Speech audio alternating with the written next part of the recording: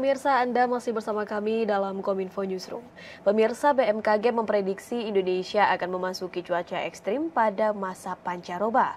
Cuaca ekstrim yang akan menerjang yaitu kemarau kering, hujan besar hingga angin kencang, hingga puting beliung yang akan melanda di beberapa wilayah di Indonesia mulai Maret hingga Mei 2023. Memasuki pada bulan Februari, upaya mitigasi ini perlu dilakukan secepat mungkin agar terhindar dari potensi bencana besar yang mungkin saja bisa terjadi. Lalu bagaimana mitigasi yang dilakukan oleh BMKG menghadapi ancaman cuaca ekstrim di masa pancaroba ini? Kita akan membahasnya bersama dengan Deputi Bidang Meteorologi BMKG, Bapak Guswanto. Assalamualaikum, selamat malam Pak Guswanto. Waalaikumsalam, selamat malam Bilkis. Pak Guswanto, sebelumnya terima kasih sudah bergabung bersama kami di malam hari ini dalam Dialog Kominfo Newsroom. Sebelum kita membahas lebih jauh, Pak, bisa dijelaskan secara singkat sebenarnya apa penyebab dari cuaca ekstrim pancaroba di berbagai wilayah di Indonesia ini, Pak? Baik, secara umum penyebab kondisi cuaca ekstrim pancaroba di berbagai wilayah di Indonesia itu yang pertama karena kondisi dinamika atmosfer di mana ketidakstabilan udara menjadi salah satu pemicu cuaca signifikan atau menjadi ekstrim, seperti adanya belokan dan perlambatan angin, kemudian seperti adanya tekanan rendah, nanti siklon, kemudian termasuk beberapa faktor yang lain seperti Madden-Julian Oscillation, kemudian juga kita lihat kondisi atmosfer yang tidak stabil tadi, itu disebabkan karena kita lihat cepat singkatnya perubahan cuaca ini juga tergantung daripada posisi matahari ya. Nah, wilayah iklim tropis dan adanya gerak semu matahari membuat Indonesia memiliki dua musim ini sebagai contoh. Sedangkan pancaroba sendiri itu merupakan peralihan antara dua musim seperti musim kemarau menuju musim penghujan atau musim penghujan menuju musim kemarau. Kita lihat juga potensi cuaca ekstrim dan bencana hidrometeorologi pada saat pancaroba. Kita lihat pada saat pancaroba yang pertama dari musim hujan menuju musim kemarau sampai saat ini nanti Maret, April, Mei ya, itu terjadi puting beliung, hujan es disertai petir. Kemudian kalau kita lihat juga ada musim pancaroba yang dari musim kering menuju atau kemarau menuju musim hujan, itu biasanya kita lihat nanti di September, Oktober, November ya, itu terjadi puting beliung sama, kemudian ada hujan disertai petir dan hujan es. Kira-kira itu yang bisa disampaikan. Ya, penyebab terjadinya cuaca ekstrim di masa pancaroba ini bisa terjadi karena mungkin tekanan yang rendah, kemudian kondisi yang tidak stabil demikian. Kemudian Pak Guswanto, bagaimana sejumlah wilayah diprediksi akan mengalami kemarau kering ini, kemudian apa kiranya mitigasi yang dapat dilakukan BMKG untuk mencegah terjadinya krisis air, Pak? Baik, untuk mitigasi yang BMKG sampaikan atau sarankan, rekomendasikan mencegah krisis air di wilayah bermusim kemarau bulan ini ya. Saat ini kan kita melihat bahwa kondisi iklim global menunjukkan bahwa La Nina lemah, artinya akan menuju netral ya. Saat ini nilai indeks Nino 34-nya masih sekitar minus 0,5. Kondisi ini masih memberikan latar belakang atmosfer lebih basah dan masih ada hujan. Sedangkan dari analisis curah hujan sendiri kalau kita lihat sampai hari ini, kita lihat masih ada kecenderungan bahwa wilayah Bali, Nusa Tenggara, bahkan di Jawa atau bagian wilayah selatan ini masih basah, masih dapat mendatangkan hujan. Maka mitigasi yang kita sarankan supaya krisis air yang pertama adalah pada saat mumpung masih ada musim hujan, mari curah hujan yang terjadi itu kita tampung. Nanti ada masyarakat tertentu seperti di Jawa Tengah adalah masyarakat pemanen hujan. Jadi curah hujan yang jatuh saat ini itu ditampung di waduk, di embung, ataupun di tempat-tempat yang bisa nanti pada saat musim kemarau itu kita jadikan sumber mata air. Nah, kemudian yang kedua, biasanya kita melihat bahwa untuk krisis air itu di perkotaan biasanya karena adanya pencemaran. Ya, maka dari itu hindari atau kurangilah pencemarannya dengan tidak membuang bahan-bahan kimia ataupun tidak membuang sampah plastik ke dalam embung ataupun saluran sungai pada saat musim hujan karena ini nanti menjadi tampungan pada saat krisis air menjadi sumber mata air. Dan yang ketiga, mari pada saat musim hujan ini kita bisa melakukan penanaman pohon ataupun melakukan gerakan penghijauan, di mana biasanya ini akan menyimpan air atau tanaman-tanaman ini bisa menahan air hujan menjadi sumber air di wilayah tertentu, tidak terjadi kekeringan karena pohon-pohonnya ditebang dan semua maka biasanya bisa menjadi sumber bahan kekeringan.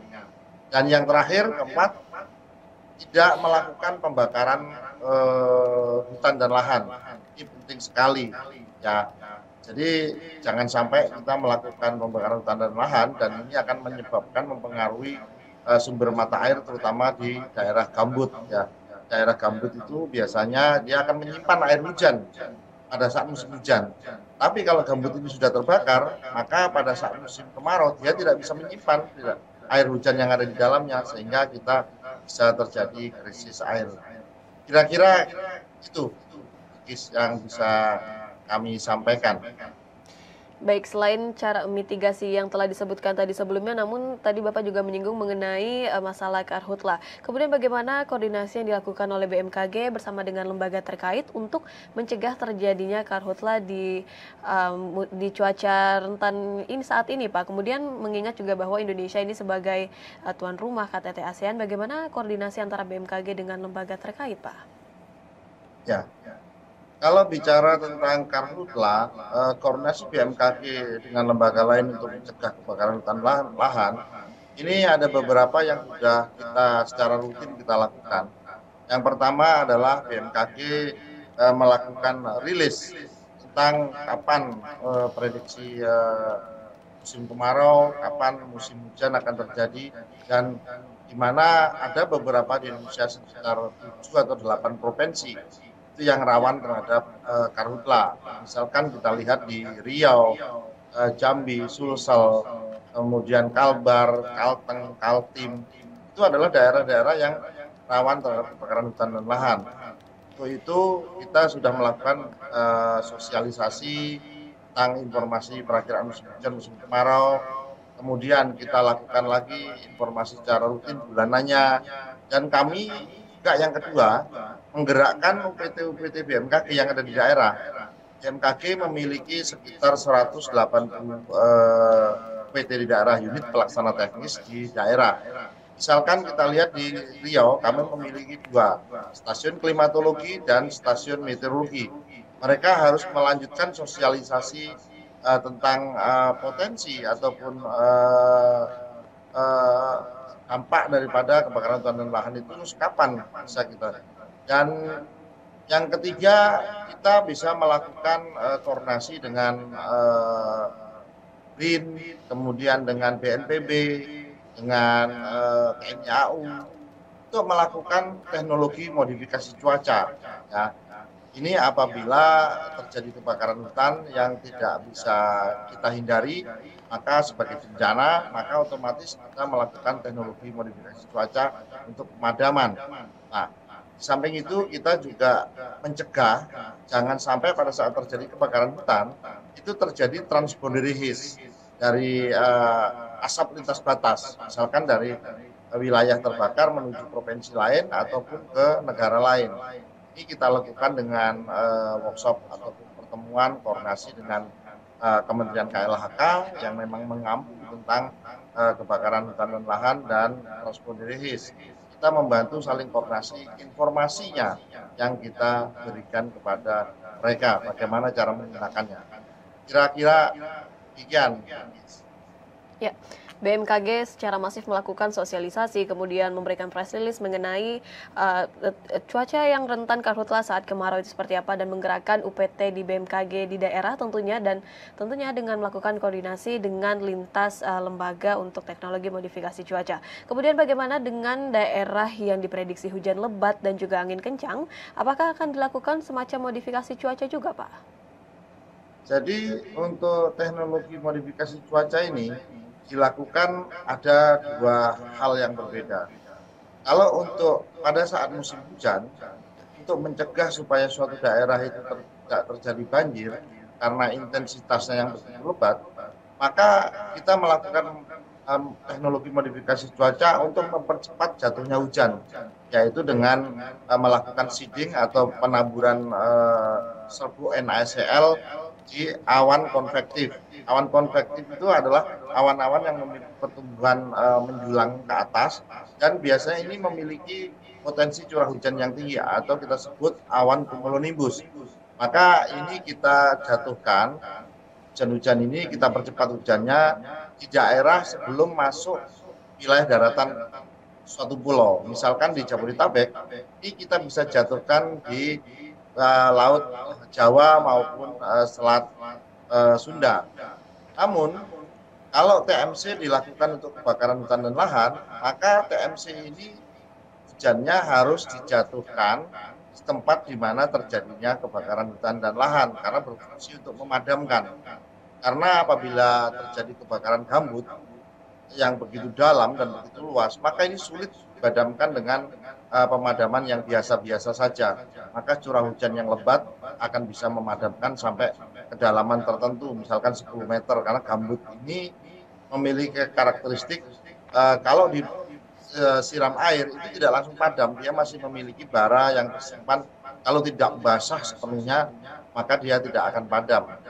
Kembali lagi untuk TMC, kalau untuk cuaca ekstrim itu mengurangi intensitas hujannya supaya tidak jatuh di area yang dilindungi, misalkan Jabodetabek, maka kita tidak akan jatuhkan di Jabodetabek. Kira-kira itu pemanfaatan teknologi modifikasi cuaca di dua hal yang berbeda.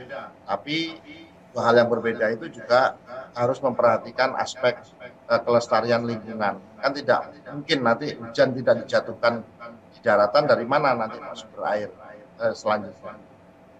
Ya baik, kemudian Pak Guswanto, bagaimana dengan wilayah di Indonesia yang berpotensi untuk diterpa angin puting beliung? Adakah kiranya cara untuk memecah arah angin begitu agar puting beliung tidak terbentuk, atau seperti apa, Pak?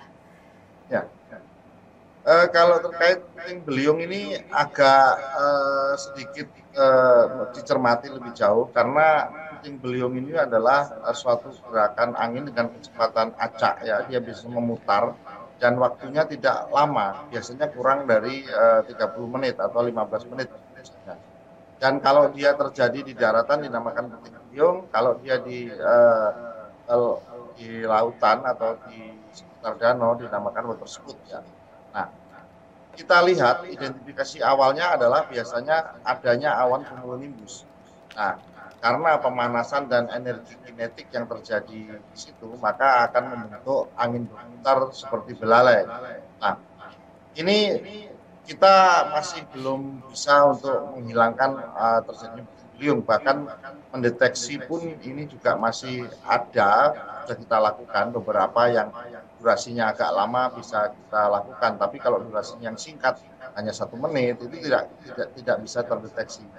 Nah, barangkali yang perlu kita waspadai sebenarnya adalah yang skala lebih besar, yaitu barangkali seperti kecepatan angin di atas 45 km per jam, ya, adanya low level jet seperti yang kita lihat sebelum terjadinya hujan, itu biasanya terjadi angin kencang. Nah, itu yang banyak terjadi. Kalau puting beliung ini memang terjadi, tapi tidak segala tempat akan terjadi.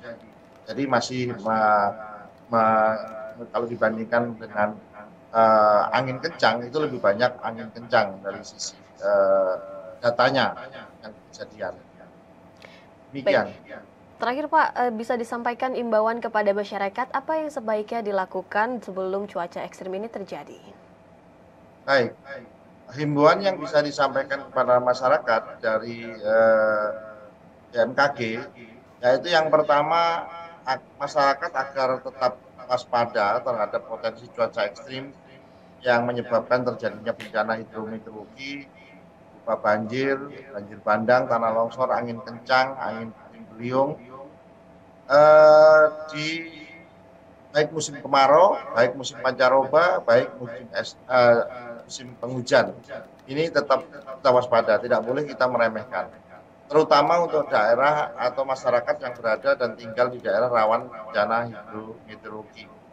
Kemudian yang kedua, BMKG juga mengharapkan masyarakat tetap mengupdate informasi cuaca dari BMKG, baik itu informasi cuaca publik, informasi cuaca penerbangan, informasi cuaca maritim melalui kanal-kanal yang tersedia, baik ada call center 196, ada website BMKG, ada sosial media BMKG, dan ada aplikasi info BMKG, serta Instagram, YouTube, dan sejenisnya. Ini kita berikan.